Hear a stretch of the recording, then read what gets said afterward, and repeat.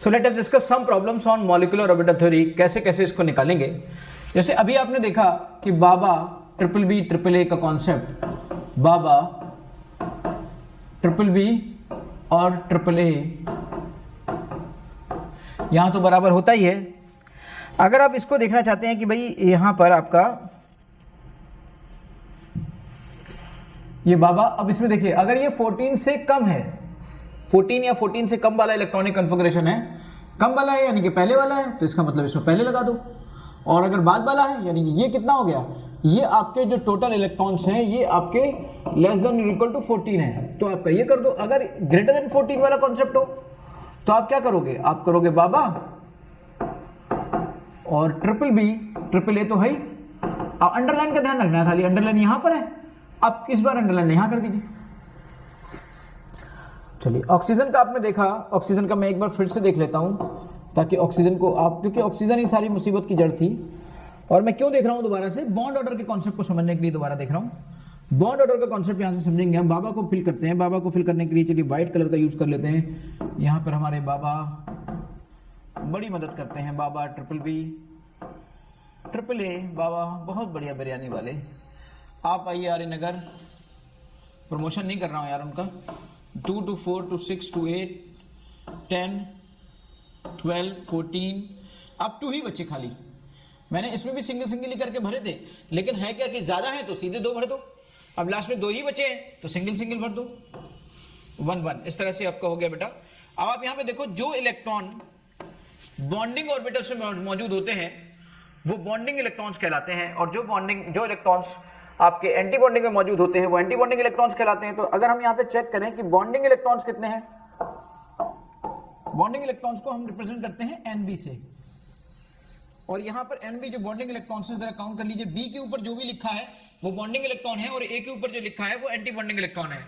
B के ऊपर देखिए कितना, 2 2 4 2 6 8 10 आपके बॉन्डिंग इलेक्ट्रॉन्स हो गए।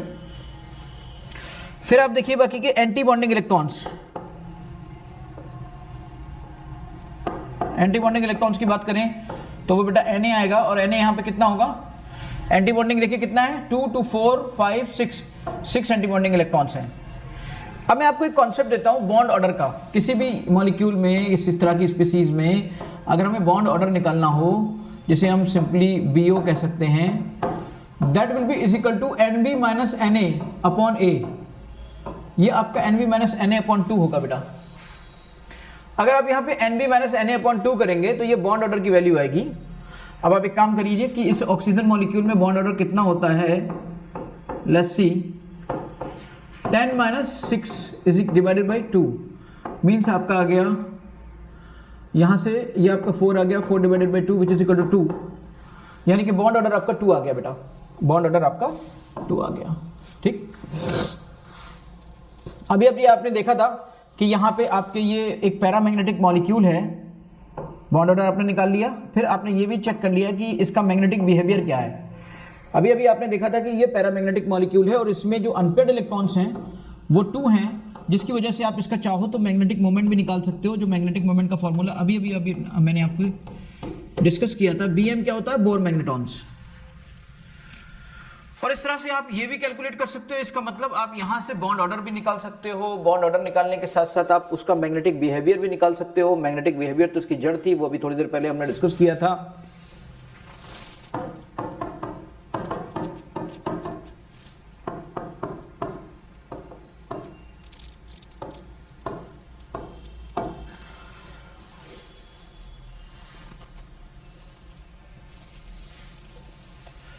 देखा आपने यहां पर इस तरीके से ऑक्सीजन का आपने निकाल लिया। ऑक्सीजन का आपने जब ये चीजें निकालनी, अब मैं ऑक्सीजन प्लस का आपको निकालूंगा, फिर ऑक्सीजन माइनस का निकालूंगा, फिर बॉन्ड ऑर्डर से रिलेटेड कौन कौन सी चीजें होती हैं वो भी सब आपको बताऊंगा। बॉन्ड ऑर्डर की हेल्प से हम दूसरी चीजों को बड़ा अच्छे से कनेक्ट कर सकते हैं। सवाल उठा, थोड़ा सा बॉन्ड ऑर्डर के बारे में और समझते हैं कि बॉन्ड ऑर्डर और किस किस चीज के बारे में बता सकता है। पहली बात तो आपको बताएं, बॉन्ड ऑर्डर, एक बार फिर से बॉन्ड ऑर्डर को देखते हैं, and that is basically NB minus Na which is divided by 2।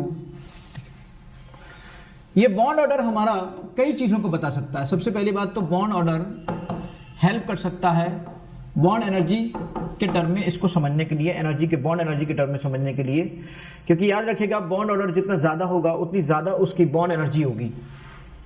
तो अगर बॉन्ड एनर्जी उतनी ज़्यादा होगी जितनी ज़्यादा इसका बॉन्ड ऑर्डर होगा, तो पहली बात तो इसने इस चीज़ को समझाया। दूसरी बात, बॉन्ड ऑर्डर ने किस चीज़ को समझाया? बॉन्ड ऑर्डर ने इस चीज़ को समझाया कि bond order is directly proportional to stability. Bond order जितना ज़्यादा होगा उतनी ज़्यादा स्टेबिलिटी होगी। ठीक। तीसरी बात बॉन्ड ऑर्डर ने किस बात को समझाया? तीसरी बात बॉन्ड ऑर्डर ने इस बात को समझाया कि bond order is inversely proportional to bond length. तो कहीं ना कहीं बॉन्ड ऑर्डर जितना ज्यादा होगा उतना कम बॉन्ड लेंथ होगी। तो अगर हमें 3-4 चीजों का बॉन्ड ऑर्डर पता चल जाए तो हम उनको बॉन्ड लेंथ के इंक्रीजिंग और डिक्रीजिंग ऑर्डर में अरेंज कर सकते हैं, या हम उनको बॉन्ड एनर्जी के इंक्रीजिंग और डिक्रीजिंग ऑर्डर में अरेंज कर सकते हैं, या बॉन्ड ऑर्डर की मदद से हम स्टेबिलिटी को चेक कर सकते हैं। Let's check the stability. First of all check the stability with the help of bond order.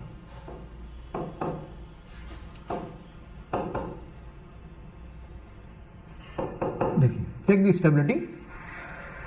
हम सब जानते हैं कि स्टेबिलिटी के लिए, फॉर स्टेबिलिटी याद रखिएगा,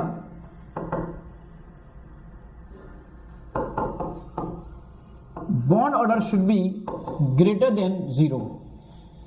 bond order should be greater than 0।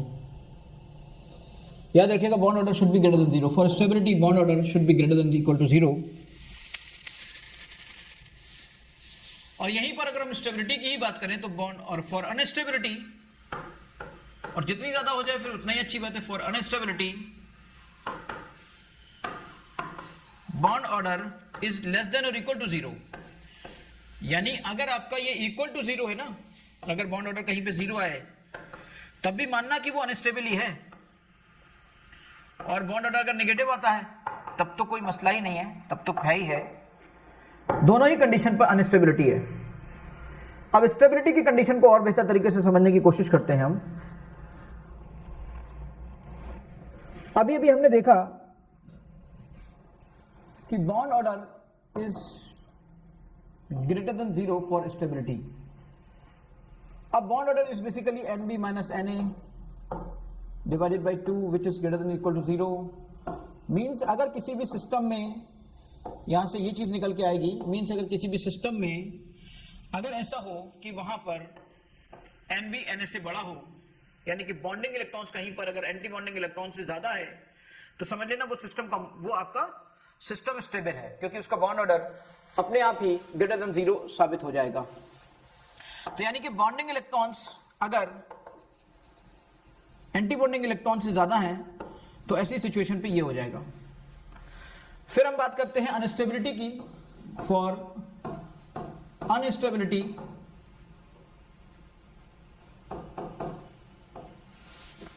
जो बॉन्डिंग इलेक्ट्रॉन्स होते हैं वो 0 के बराबर हो जाएं, या बॉन्डिंग इलेक्ट्रॉन्स आपके बॉन्ड ऑर्डर आपका या तो 0 से कम हो जाए या 0 के बराबर आ जाए। बॉन्ड ऑर्डर के लिए हमने फॉर्मूला क्या लिखा था? फॉर्मूला लिखा था हमने NB minus NA divided by 2 is equal to 0। Means यहां से कंक्लूजन निकला कि NB is equal to NA अगर bonding electrons anti bonding electrons के बराबर हो जाए, तो यार ये बात समझ में नहीं आई कि बॉन्डिंग इलेक्ट्रॉन्स अगर एंटी बॉन्डिंग इलेक्ट्रॉन के बराबर है तब भी अनस्टेबल है मॉलिक्यूल। क्या रीजन हो सकता है इसका?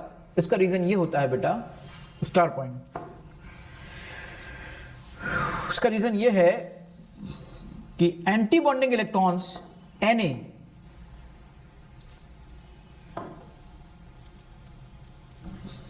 Anti bonding electrons and bonding electrons, तो एंटी बॉन्डिंग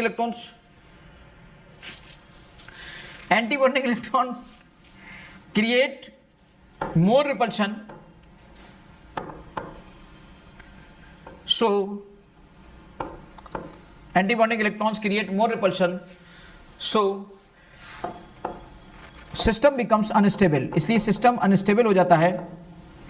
जबकि यहां पर अगर NB minus NA divided by 2 less than 0 means आप लिख सकते हो कि बॉन्डिंग एंटी बॉन्डिंग से कम है। तो अगर बॉन्डिंग एंटी बॉन्डिंग से कम है तब तो कोई स्टेबिलिटी की चांसेस कहीं से है ही नहीं।